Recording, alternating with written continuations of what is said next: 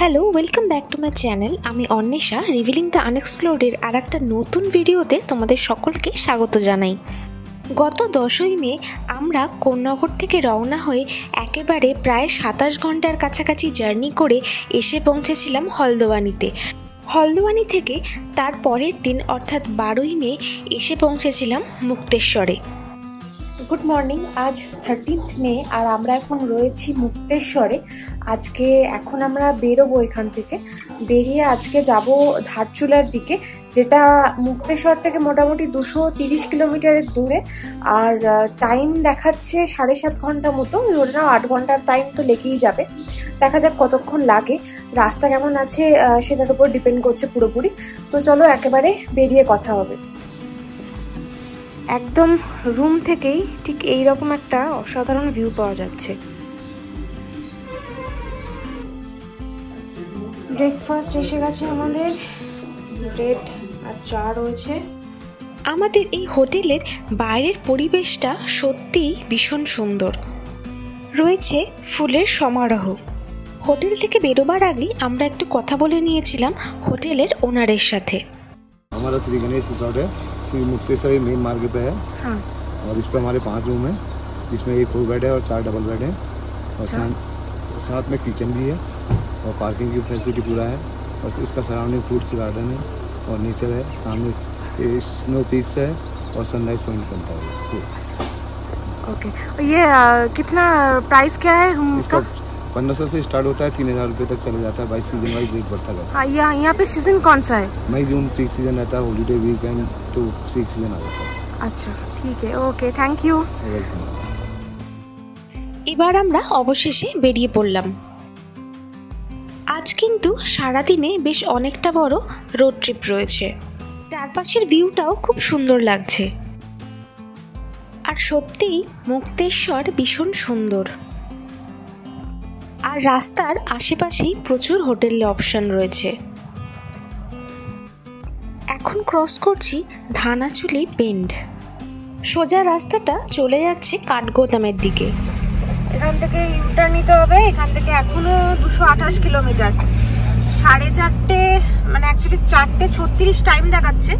এবার দেখা যাক কতক্ষণে পৌঁছানো যায়।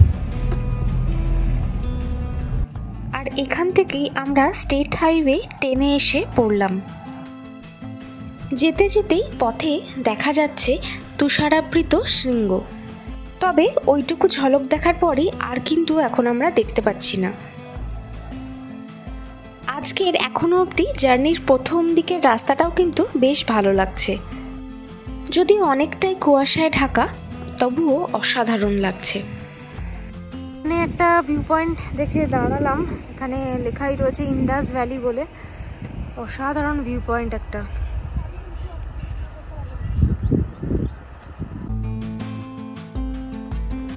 আমরা একটু যে পয়েন্টে আগে দাঁড়িয়েছিলাম সেখান থেকে 100 মিটার আগেই দেখলাম যে এরকম একটা ভিউ পয়েন্ট রয়েছে, যেখানে লেখা আই লাভ মানাঘের। এখান থেকেও অসাধারণ ভিউ লাগছে। এখানে বেশ কিছু বসার জায়গাও রয়েছে, এই যে ইন্ডাস ভ্যালি বলে এরকম লেখা। আর চলো একটু ভিউ পয়েন্টটা তোমাদের ভালো করে দেখিয়ে দিই। এই ভ্যালিটার নাম ইন্ডাস ভ্যালি। পুরো ভ্যালিটা দেখা যাচ্ছে, দারুণ লাগছে। পুরো ধাপে ধাপে দেখো, এখানটা দারুণ লাগছে। আর এই পিকটা এখনো বুঝতে পারছি না, আমরা এখনো নাম জানি না। এটা মনে হচ্ছে পঞ্চচুলি হতে পারে, তবুও যতটা জানি না ক্যামেরায় হয়তো অতটা ভালো দেখা যাচ্ছে না। সামনে থেকে যতটা আমরা ওই পাহাড়ের রেঞ্জটা দেখতে পাচ্ছি বরফে ঢাকা, ওটা হয়তো ক্যামেরায় অতটা ভালো নয়। তাও একটু জুম করে দেখানোর চেষ্টা করি, দেখি কতটা দেখানো যায়। অসাধারণ ভিউ, অসাধারণ। একসাথে এত সুন্দর পাহাড় আর এই রকম সবুজ দেখে চোখ পুরো জুড়িয়ে যাচ্ছে। এই ভিউ পয়েন্টটা অসাধারণ লাগছে। প্রচুর হাওয়া দিচ্ছে, চুলের অবস্থা দেখে বুঝতে পারছো হয়তো। যেখানটা গাড়ি রেখেছি তার ডান দিকটাও অসাধারণ। ভিউ পয়েন্টে বেশ কিছুক্ষণ দাঁড়িয়ে এবার আমরা আবার জার্নি স্টার্ট করলাম।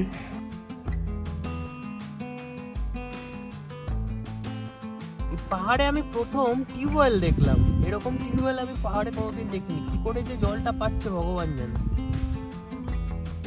অদ্ভুত জিনিস এটা।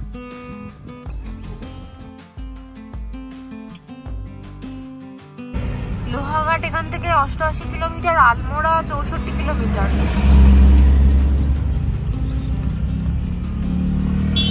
সোজাই যাচ্ছি। এখান থেকে আলমোড়া 56 কিলোমিটার, পিথোরাগড় 118 কিলোমিটার আর লোহাঘাট 86 কিলোমিটার। আমরা কিন্তু পিথোরাগড় হয়েই যাব। আজকে যেহেতু বেশ অনেক বড় জার্নি, আজ কিন্তু আমাদের ডিজেল ভরতে হবে গাড়িতে। এখন আমরা তাই জন্য পেট্রোল পাম্পই খুঁজছি। একটা পেট্রোল পাম্প পাওয়া গেছে, এখানে ডিজেল ফুল করতে হবে। ডিজেল ফুল ট্যাঙ্ক করে নিয়ে এবার আবার আমাদের জার্নি স্টার্ট হলো। বাদিকে দেখবো আমরা পিথোরাগড়ের দিকে। ইউটার্ন মারলাম। রেঞ্জটা আরো হচ্ছে কাছে চলে আসছে। না, এটা মেঘে ডেকে গেছে। রেঞ্জ আছে কিন্তু ওটা মেঘে ডেকে যাচ্ছে আস্তে আস্তে। বেলা বাড়ছে যত মেঘে ডেকে যাচ্ছে।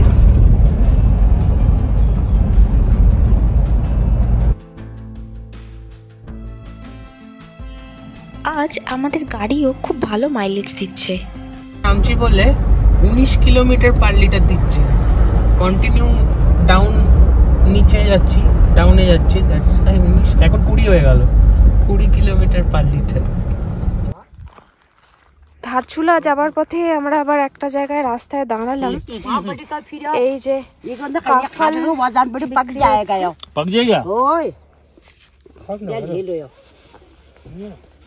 कितना करके हैं कितना करके सब सा नहीं सब नहीं, थोड़ा सा दीजिए।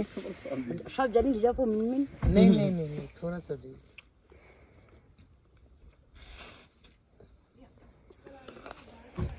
बस बस এখানকার লোকাল ফল এটা।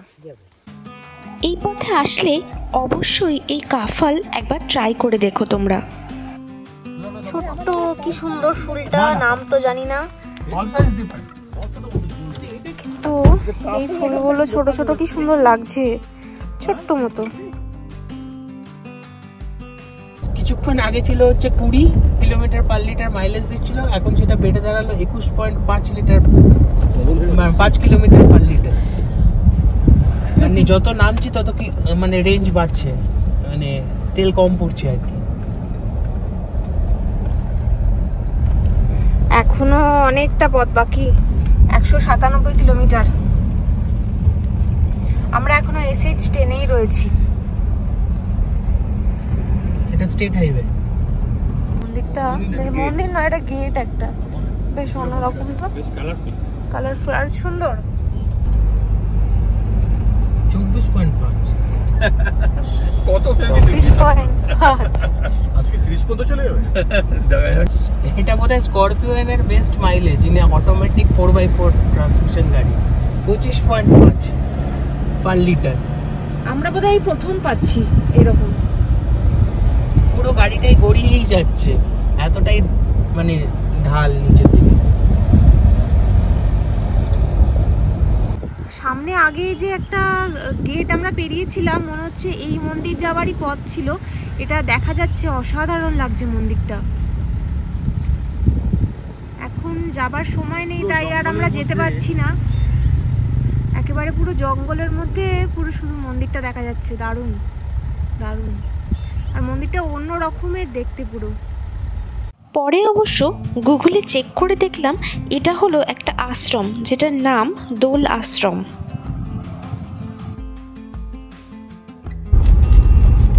এটাও আমরা একটা স্টেট হাইওয়ে দিয়েই যাচ্ছি, SH59 দিয়ে চলেছি এখন। এই রাস্তাটাই এখন পিথোরাগড়ের দিকে চলে যাচ্ছে। এই SH59 এর রাস্তাটা যেন মনে হচ্ছে আরো বেশি সরু হয়ে যাচ্ছে।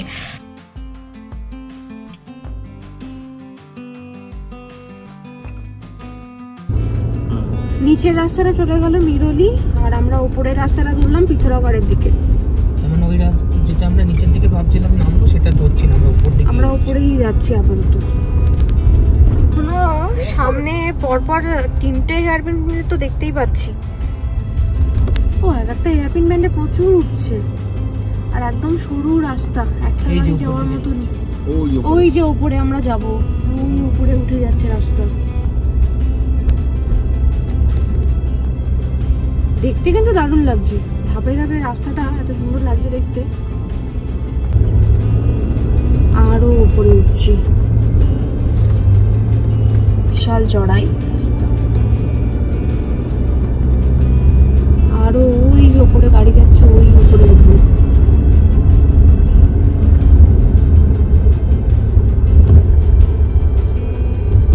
গাড়ি নামছে, উঠছি আরো।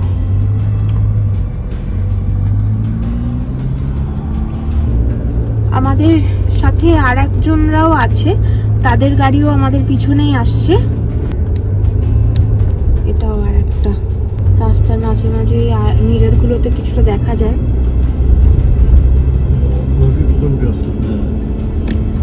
কোথায় কোথায় নিচে ছিলাম, একদম উপরে উঠে এলাম।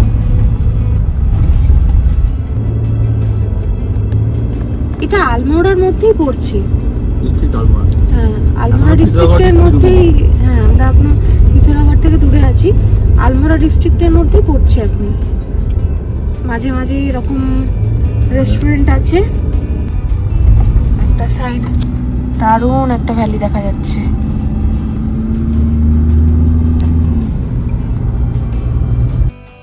মেঘটা এত সুন্দর লাগছে, মনে হচ্ছে যেন পাহাড়। রাস্তার কন্ডিশন খুব ভালো হলেও রাস্তা কিন্তু বেশ সরু রয়েছে। সত্যি এই রাস্তার প্রাকৃতিক সৌন্দর্য নিয়ে আলাদা করে আর কিছু বলার দরকার নেই, তোমরা দেখতেই পাচ্ছ যে রাস্তাগুলো কতটা সুন্দর। চলো নিচে নাম, এই জায়গাটার নাম। একেবারে নীল আকাশ, সাথে ভেসে চলেছে পেঁজা তুলোর মতন মেঘ, আর সাথে এই রকম সুন্দর একটা রাস্তা, অসম্ভব সুন্দর লাগছে। দিকে রাস্তা ভাগ হয়ে যাচ্ছে, আমরা ডান দিকে রাস্তাটা ধরলাম, পিথোরাগড়ের দিকে, লোহাঘাটের দিকে কেটে গেল। আমরা ডান দিকে রাস্তাটা লোহাঘাটের দিকে চলে গেল, আমরা ঢুকলাম বাঁ দিকে পিথোরাগড়ের রাস্তায়। এখন আমরা রয়েছি NH 309B-তে। এখন সময় 12টা 15, আর এখনও আমাদের 164 কিলোমিটারের রাস্তা বাকি রয়েছে, যেটা গুগল সময় দেখাচ্ছে 4 ঘন্টা 53 মিনিট, অর্থাৎ 5 ঘন্টা প্রায় 5টা 8 টাইম দেখাচ্ছে। এই রাস্তাটা তো আরো সুন্দর লাগছে, পুরো চারদিকে ভর্তি গাছ, দারুণ। তার মাঝখান দিয়ে যাচ্ছে, দারুণ মনে হচ্ছে এগুলো পাইন গাছ বলেই মনে হচ্ছে। দারুণ লাগছে রাস্তাটা, অসাধারণ। অন্ধকার হয়ে গেছে, রোদ ঝোঁকেই না, অল্প গাছের ফাঁক দিয়ে পুরো একটু একটু করে রোদ আসছে। এই দিকটাও দারুণ লাগছে।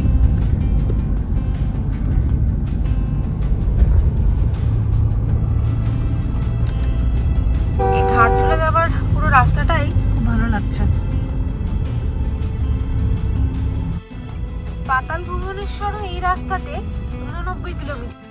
এই রাস্তাতে লোহাঘাট এখনো 71 কিলোমিটার দূরে।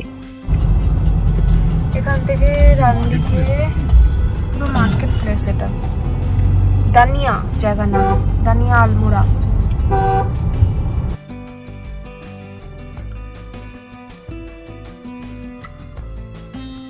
দেখে পাহাড়টা পুরো অন্যরকম লাগছে, আর এই এরিয়াটা পুরোটাই ধসপ্রবণ এলাকা।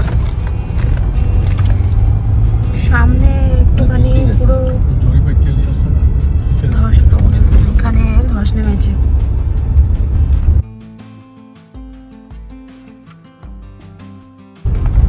রাস্তা আরো যেন সরু হয়ে যাচ্ছে।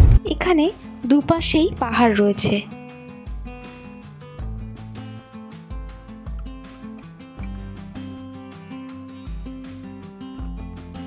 দেখতে দেখতে অনেকখানি পথ পেরিয়ে চলে এসেছি। পিথোরাগড় আর মাত্র 54 কিলোমিটার দূরে। রাস্তাটাও পুরো ঝুলছে, মানে রেলিংটা চলে গেছে ধুয়ে। এটা পুরোটাই ধসপ্রবণ এরিয়া, দিকেও তাই।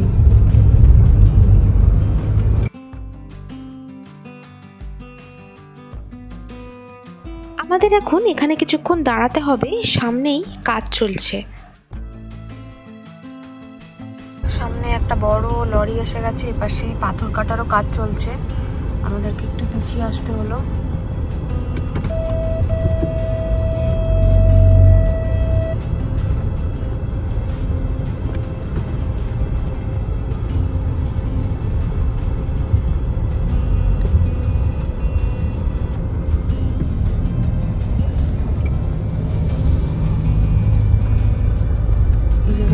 ধসে নেমে গেছে আর কি। জায়গাটা পুরো এই যে রেলিং দেখা যাচ্ছে, এটা পুরোটা ধসে নামিয়ে গেছে।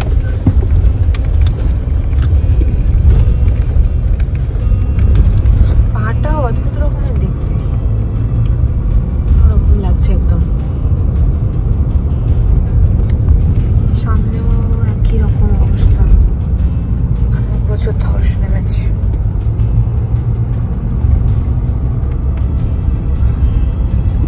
এখান থেকেই আমরা 309B ছেড়ে NH 309A-তে এসে পড়লাম। এখান থেকে রাস্তা ভাগ হয়ে যাচ্ছে, আমরা এই দিকে ডান দিকে ব্রিজটা ধরবো পিথোরাগড়ের দিকে, পাতাল ভুবনেশ্বর এদিকে বাদিকে কেটে গেল 55 কিলোমিটার ওখান থেকে। আর তোমরা যারা লং ড্রাইভ খুব ভালোবাসো তারা এই রাস্তাটা ভীষণ এনজয় করবে, যেমন আমরা এখন খুব এনজয় করছি। পাশে খুব সুন্দর একটা ভ্যালি দেখা যাচ্ছে, দুপাশে ঘন জঙ্গল আর এই রকম একটা সরু পাহাড়ি রাস্তা, অসাধারণ কম্বিনেশন। ওই ব্রিজটা, সামনের ব্রিজটা ক্রস করব। আচ্ছা, এখানে একটা পুলিশ চেকপোস্ট আছে দেখাচ্ছে, গুগলে দেখাচ্ছে, জানি না। 400 মিটার পর আমরা এই 309A কে ছেড়ে NH 9-এ উঠব। এই ব্রিজটা পেরিয়েই তারপর NH 9-এ উঠে যাচ্ছি। এই পাহাড়ি পথটাও খুব সুন্দর। এখানে দাঁড়াতে হবে কিনা জানি না, অনেকে দাঁড়িয়ে রয়েছে। এখান থেকে ডান দিকে মায়াবতী চলে গেল, আমরা কিন্তু বাঁদিকে যাব। সোজা লোহাঘাট যাচ্ছে, চম্পাবাদ যাচ্ছে, আমরা বাঁদিকে যাচ্ছি, টনকপুরে সোজা। কারণ আমরা যদি টনকপুর থেকে আসতাম এখান থেকে, তাহলে এদিক দিয়ে আসতাম। হ্যাঁ, এখান থেকে দিয়ে আসতাম, তাহলে এই রাস্তাটা ধরে আসতাম। আমরা এখন বাঁদিকে চলে যাচ্ছি। এখানে একটা নদী, কি নদী এটা? এখানে একটা পুলিশ চেকপোস্ট রয়েছে, তবে চেকিং হলো না, এগিয়ে যাচ্ছি। পুরোটা ধসপ্রবণ এরিয়া। আর 120 কিলোমিটার বাকি, 3 ঘন্টা 32 মিনিট দেখাচ্ছে। এখন সময় 2:04। Dharchula 120 kilometre, Pithoragarh 28, Munsiyari 156 kilometre. বাবা কি ধুলো, জায়গাটা পুরোটাই ধসপ্রবণ এরিয়া। সামনে বোধহয় ধৌলিগঙ্গা পাওয়ার স্টেশন, যদি তাই হয় মনে হয় যে নদীটা ধৌলিগঙ্গা হতে পারে। এটা আমরা এখন বুঝতেও পারছি না, নেটও নেই, তো ওই জন্য সেভাবে জানতেও পারছি না যে কি নদী যাচ্ছে এটা। আর এতক্ষণ সকাল থেকে যেরকম রাস্তা দিয়ে আমরা এসেছি, NH 309A বা 309B দুটো রাস্তায় যেরকম সরু ছিল, তার থেকে কিন্তু NH 9 অনেক বেশি চওড়া। রাস্তায় মাঝে পড়লো একটা ভিউ পয়েন্ট, যদিও আমরা এখানে আর দাঁড়ালাম না, যেহেতু আমাদের ধারচুলায় পৌঁছতে হবে, বেশি আর সময় নষ্ট করা যাবে না রাস্তায়। আমরা এবার পিথোরাগড়ের একেবারে আউটস্কার্টসে এসে গেছি।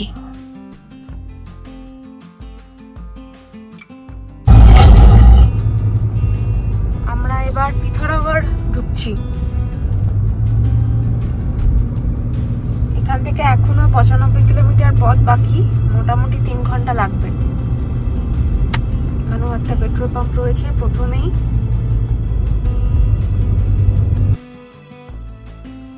পিথোরাগড় হলো ভারতের উত্তরাখণ্ড রাজ্যের পিথোরাগড় জেলার একটি পৌর কর্পোরেশন এবং এটি উত্তরাখণ্ডের বৃহত্তম পাহাড়ি শহর। এটি প্রায় 5338 ফিট উচ্চতায় অবস্থিত এবং এখানকার জনসংখ্যা প্রায় 60,000-এর কাছাকাছি। প্রাকৃতিক সৌন্দর্য এবং সাংস্কৃতিক তাৎপর্যের জন্য এই পিথোরাগড় বিখ্যাত। কি দারুণ লাগছে জায়গাটা। এয়ারপোর্টের রাস্তাটা ডান দিকে কেটে গেল, আমরা সোজাই চলে এলাম। এখন নামছি। সে খুব সুন্দর সবুজ মাঠ। এটা দিল্লি ধারচুলা হাইওয়ে।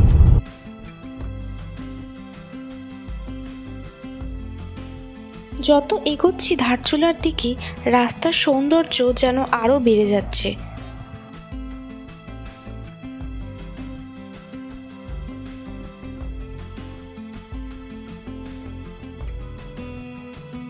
সামনে এই রাস্তাটায় বেশ অনেকক্ষণ পরে একেবারেই ওপেন পাচ্ছি, তো এই জায়গার ভিউটা অসাধারণ লাগছে।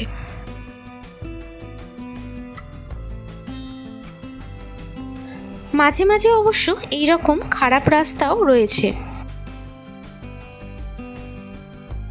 এই NH9-এর অল্প কিছু জায়গায় রাস্তা একটু খারাপ হলেও ওভারঅল কিন্তু ভালোই রয়েছে।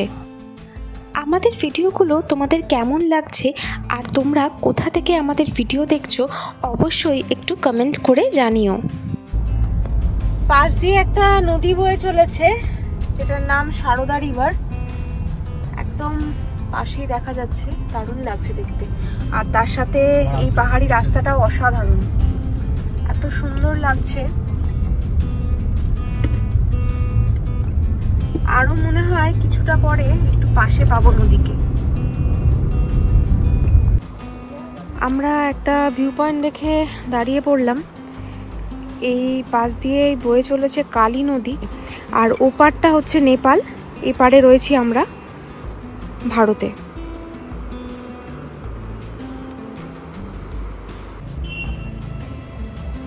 পাশে আমরা গাড়ি দাঁড় করিয়ে রেখেছি, সেখান থেকে এইরকম ভিউ। আর ওই দূরে দেখা যাচ্ছে একটা হেলিপ্যাড রয়েছে একদম দূরে। আর ওপাশে যে পাহাড়গুলো দেখা যাচ্ছে সেটাই হচ্ছে নেপালে।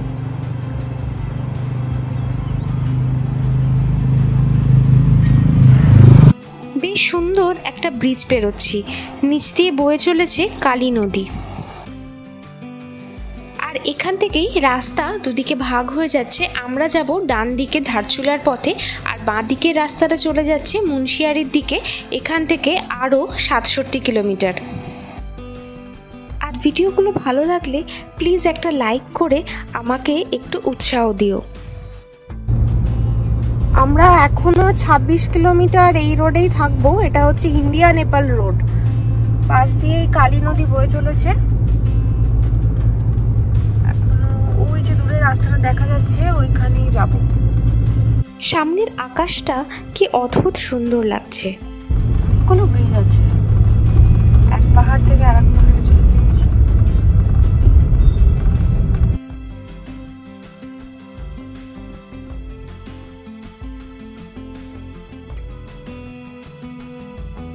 বেশ কিছুক্ষণ ধরে একেবারেই লোকালয়ের মধ্যে দিয়ে চলেছি, আর রাস্তার কন্ডিশনও খুব খারাপ।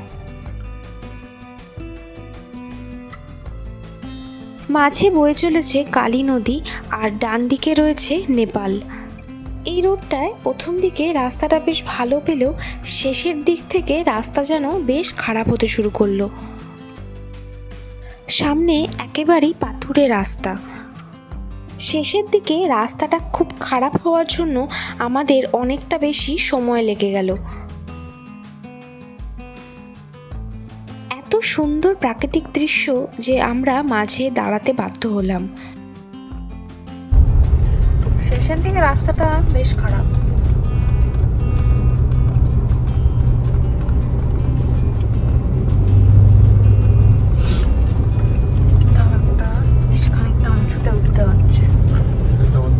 আমরা ধারচুলার একেবারেই কাছে এসে গেছি, আর এখন বেরোচ্ছি মল্লিকার্জুন স্কুল ধারচুলা। 5:40 বাজে, এখনো 22 মিনিট পথ বাকি। সূর্যাস্ত হয়ে গেছে, প্রায় সন্ধে হতে চলেছে, আর সাথে দূরের এই পাহাড়ে সামান্য সূর্যাস্তের আলো পড়ে অসম্ভব সুন্দর লাগছে। বাদিকে বেরোচ্ছি পেট্রোল পাম্প। এটাই হলো আদি কৈলাস যাত্রার অন্তিম পেট্রোল পাম্প। ধারচুলা হলো উত্তরাখণ্ডের পিথোরাগড় জেলার একটি শহর। এই শহরটি চারিদিক থেকে পাহাড়ের চূড়া দিয়ে বেষ্টিত এবং এই অঞ্চল দিয়ে বয়ে চলেছে কালী নদী, যে নদীটি উভয় তীরে দুটি শহরে বিভক্ত করেছে। একটি রয়েছে ভারতে এবং অন্যটি রয়েছে নেপালে। এই কালী নদী লিপু লেক পাশে কালাপানি থেকে উৎপন্ন হয়ে ভারত ও নেপালের সীমান্তকে তৈরি করেছে। এবং অদ্ভুত বিষয় হলো এখানে পাসপোর্ট বা ভিসা ছাড়াই সীমান্ত পেরিয়ে যাওয়া যায়। ধারচুলাকে কৈলাস মানস সরোবর তীর্থযাত্রা এবং আদি কৈলাস যাত্রার প্রবেশদ্বার বলা যেতে পারে। এবং দার্মা ভ্যালি যাওয়ার জন্য এই ধারচুলা হয়েই যেতে হবে।